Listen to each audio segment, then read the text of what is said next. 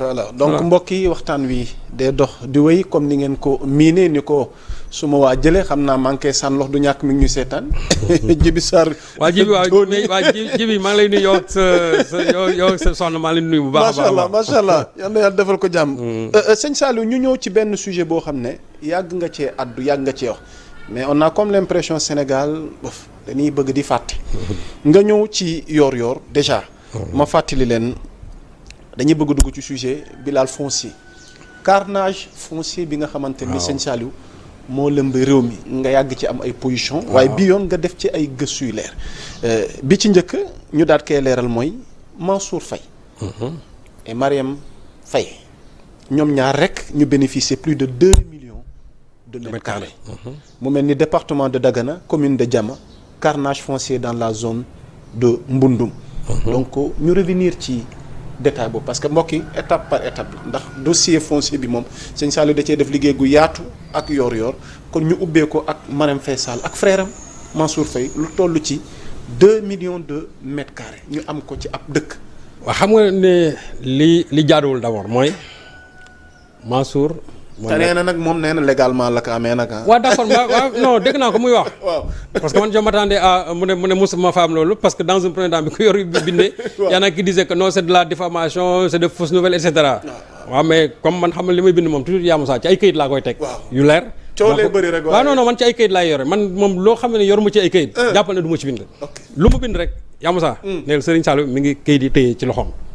waaw ay kër yu authentique donc ba ma gisee mbir yi fële dans le Diama ma gis ne Mansour mook Marième dañuy bénéficier wu de ça c'est-à-dire ku ci nekk 1 million de mètres carrés kii soxna président bi la kii goro président bi la ñu jox leen terre yu toll noonu te Mansour moom nee na wéy Marième li tax mu ñu jox ko foofu c'est pour ma fay bay ceeb di dimbali néew gi doole yi mais xam nga loolu nit xel mënu ko nangu madame déjà avec une fondation yow ci fondation bi yow yaa ngi dimbali nit ñi kay loolu kay je crois que en tant que femme du président je crois que tu as d'autres canaux pour ça mais li ci metti mooy yéen acquisition yooyu yéen a ngi ko am sous l'ère de Macky Sall su fekkoon ne sous l'ère d'Abdoulaye Wade la ko amoon man mën naa ci bañ wax mais yow yaa ngi am benn position boo xamante nii ci njabootu président nga bokk ba pare bénéficier wu de ça c'est parce que tout simplement da nga nekk du côté du pouvoir ba pare nekk aussi dans la famille présidentielle loolu moo waral nga am fa loolu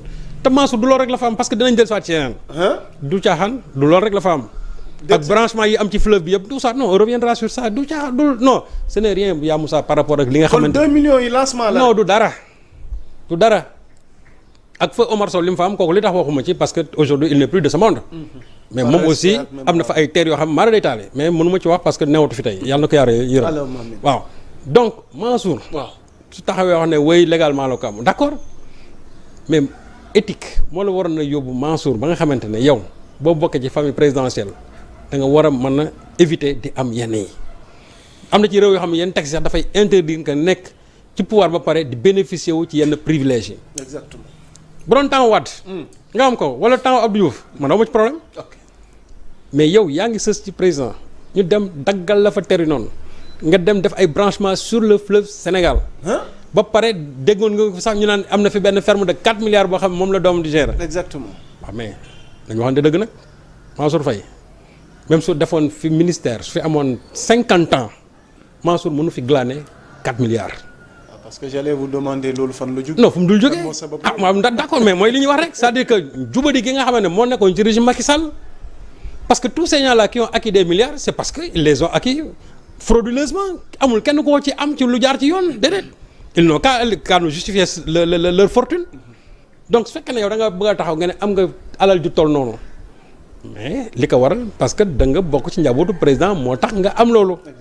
soxna président aussi c'est parce que mooy soxna président te jàpp naa ne am na ñu nekk foofu ca dëkk ba soxla fa benn 1000 mètres carrés mënuñu ko fa am moi j'en connais des gens yoo xam ñi ngi ci domaine yooyu foofu mënuñu fa am dara pour mën a valoriser terre yooyu yow nga jël ñoo xamante ni ñi ngi Dakar kenn ngi Saint-Louis ñu dem ba là-bas dans le mbundum ñu daggal leen fa lu toll noonu ak yeneen yoo xam ne sax waxaguma ko ci dinaa ci dellusiwaat mais dama ne Mansour Faye waroon na rus génn di def interview naan légalement laa ko am waroon na rus loolu parce que bu dee légalement laa ko am loolu même sax on peut remettre ça en cause parce que ña nga xam ne ñoom ñoo def délibération jox leen ko ñooñu ci luñ ko teg ba jox ko. exactement. parce que aussi attention foncier bi foofu ni ko fi gars yi def foofu yaa Moussa. kon carnage bi foo ko natt weesu na. non jéggi na dayoo laa la wax la nekk fee non yàlla nañ dem ba ci kanam yaa Moussa les Sénégalais vont voir gis nga parce que. waaw xam nga souvent bu ñuy wax foncier bi les gens se concentrent sur Dakar. waaw moo tax ma def ci taxaw seetlu pour nga revenir ci parce que dans Sénégal cette zone là dans cette zone de Mbundum foofu boo demee nga xam ne dafa jege fleuve bi foofu. mais li fa nekk ci scandale foncier kenn mënu la ko wax. mais man li nga ma ci wax moo ma gën a yëm branchement bi boobu fu mu ko teg. ci mais fu mu koy dul teg parce que tout simplement moom ci famille président la bokkoon c'est tout du leneen. alors donc gis nga dama ne nañu moytu. def yenn njombe yi ba pare génn bu justifier ko. dafa am loo xam ne tey. man jàpp naa ne bu Macky Sall ñëwuloon au pouvoir. Mansour Faye alal jooju muy wax du ko am. jàpp naa ne terre yooyu mu am foofu moom soxna Marème aussi loolu duñ ko am. man li ma gëmee république mooy. sama famille bu nekk au pouvoir sama belle famille bu nekk au pouvoir terewul li ma war a am laa war a am bu ñu fi jógee aussi la ma war a am laa war a am.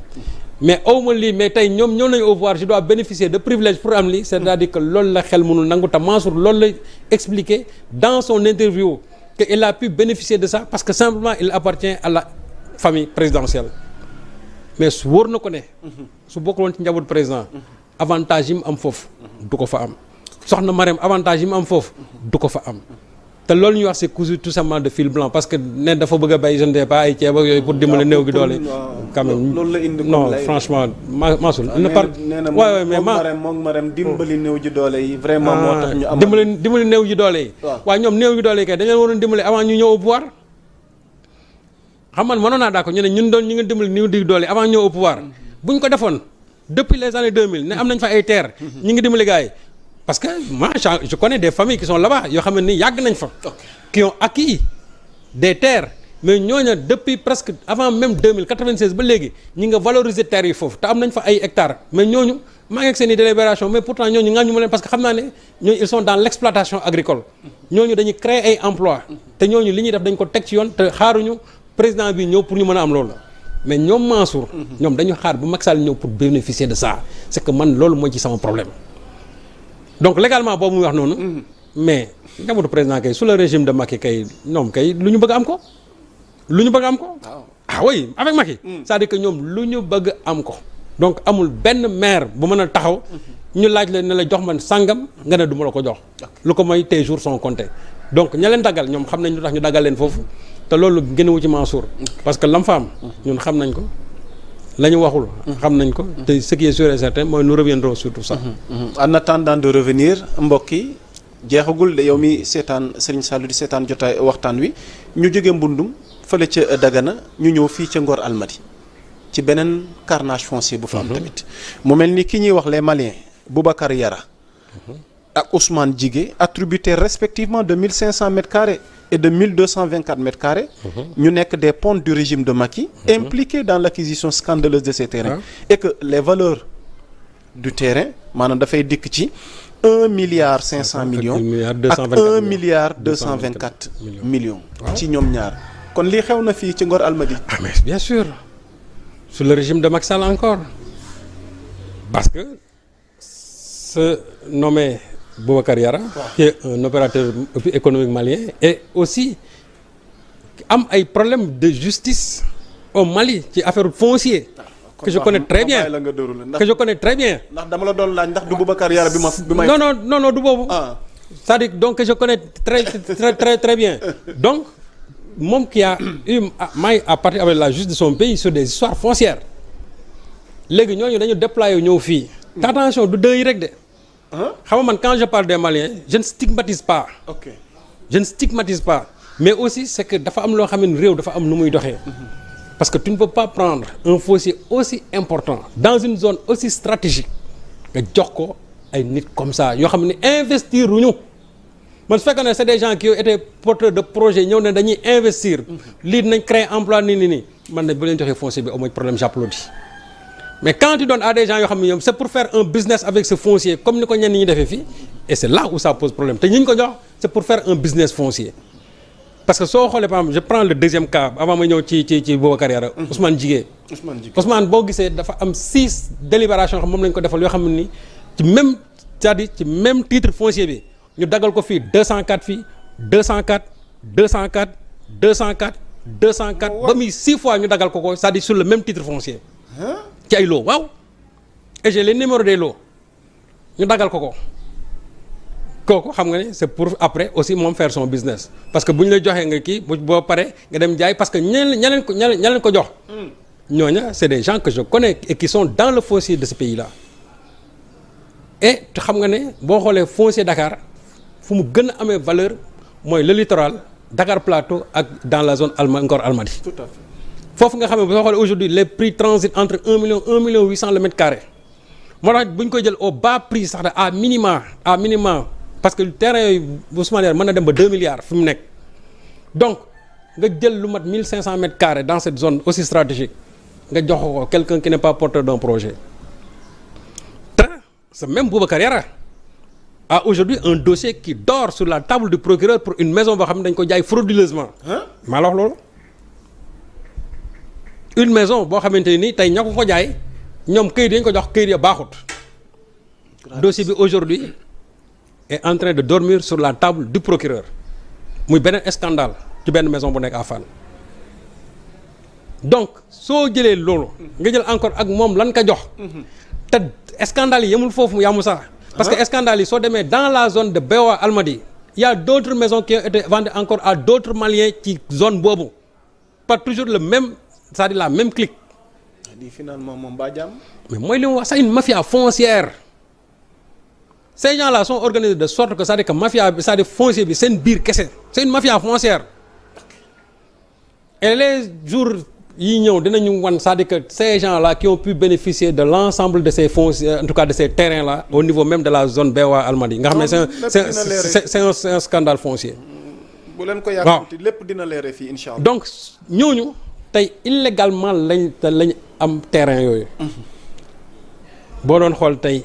kii terrain bi au bas mot de là au bas à minimum 1 milliard 500 millions que 1 milliard 224 millions te loolu mooy li nekk Ngor Almadies ñëw guñu ci zone Bewa bi parce que loolu après loolu mooy ñëw mais comment tu peux prendre ça jox ko des gens yoo xamante nii mooy question bi ñu bëgg a poser wu man je suis pas xénophobe il faut que ça soit clair mais tu donnes ça à des étrangers nga jox leen ko au moment où il y a ici des Sénégalais yoo xam ne nii benn mètre carré mënuñu ko am foofu pour des gens yoo xam ne ñëwuñu pour investir parce que man tant que tu viens pour investir man loo ci def mën naa la jàppale parce que tu crées des emplois pour les Sénégalais. mais si c'est pour faire du business foncier ñu jox la fii nga bopp nga dem ci banque wut kii jaay et cetera. dugalante gënalante. mais man c'est ça que je fustige. et loolu même les nationaux suñu ko defee sama xam ko. je vais le fustiger à plus forte raison des étrangers qui sont mêlés à des scandales fonciers dans leur propre pays. ñu daal làqu fii di ko fi defee. mu ngi noonu voilà lii la fi nit ñi jëf te ña ko def. xam nañ seen bopp. ña ko def. xam nañ seen bopp.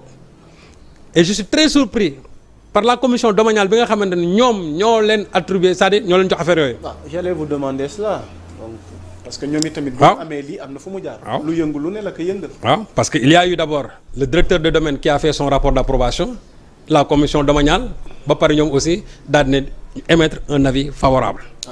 Et ça c'était en décembre 2023. feuilleton bi de moom xaajagul bay. Et à l'époque monsieur Mamadou Gueye était le directeur des domaines. Monsieur Mamadou Gueye c'était lui le directeur des domaines qui a donné ce rapport d'approbation et en même temps qui siège dans la commission domaniale qui donne un avis favorable. Et ce même Mamadou Gueye là qui se permet de traîner yor nee na yaay dañuy jox ñun circulation directe. looy leeral ci loolu. non dañ amul lu ñu ci leeral circulation directe bi. on l'a accueilli avec un grand bonheur. Parce que ça va nous permettre nous de faire la deuxième partie de notre travail. Vraiment ñun kay mbégte lañ ci am wax dëgg yàlla. daf la gën a yombalal. non mbégte kay lañ laal yaa kay naa la mbégte lañ ci am. lalal la tapis rouge. maa la wax loolu. parce que nee na il a une dignité à défendre.